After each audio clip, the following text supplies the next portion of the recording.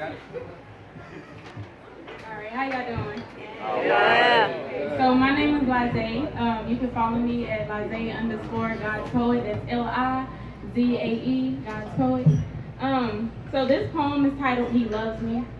And basically, a lot of times I repeat a lot of things, but it says an average person, an average adult have to hear something 7 times before they actually receive what somebody is saying. So this poem is titled He Loves Me. Back the mic.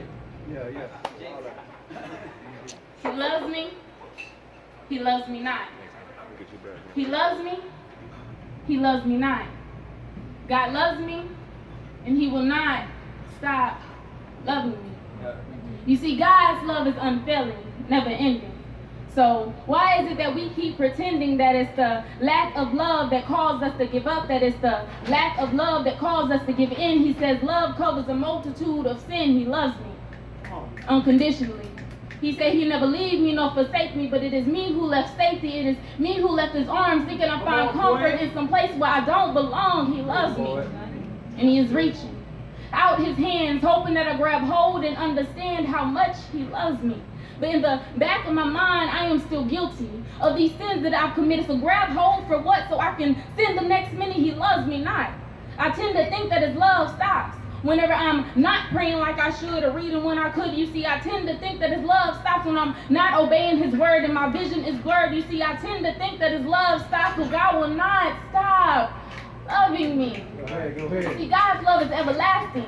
It goes beyond human capability, but my mentality, I tend to compare. An omnipresent God to someone who claims to be there, you see, I tend to compare this love to a God who promised to never give up to people who gives up daily. So refer back to the example He gave me, John 3:16, that He loves me so much that He gave His only begotten Son to save me. I mean, if I've forgotten what Jesus did on Calvary, you see, He loves me far beyond human ability. So I have no room for self-pity. I have no room to pity myself because someone have left. I have no room to backslide and hide the scars that are left behind. This is no scars that remind me of a God who loves me so much that He did not leave me in sin, but decided to die and raise again. No greater love than this, that a man will lay down his life for a friend. You see, He calls me friend even when I betrayed in Him. He calls me daughter even though I acknowledge Him as my Father. What kind of love is this that He chooses to make nails in His wrist and die as me on that cross, a soul that was lost looking for something that they already had, but His love that draw me back, was His love that kept me, was His love that helped me, was His love that saved me, was His love that gave me understanding that nothing can separate us from His love. Not life or death, things present, things to come, nothing that you have done will stop God from loving you. So just grab hold of the truth and believe that He loves you more than you can love yourself, for He is our very present help. He loves us more than anyone can, so grab hold of His hand and understand that He loves you. He loves you. He says every morning His grace and mercy is new. He said He loves you.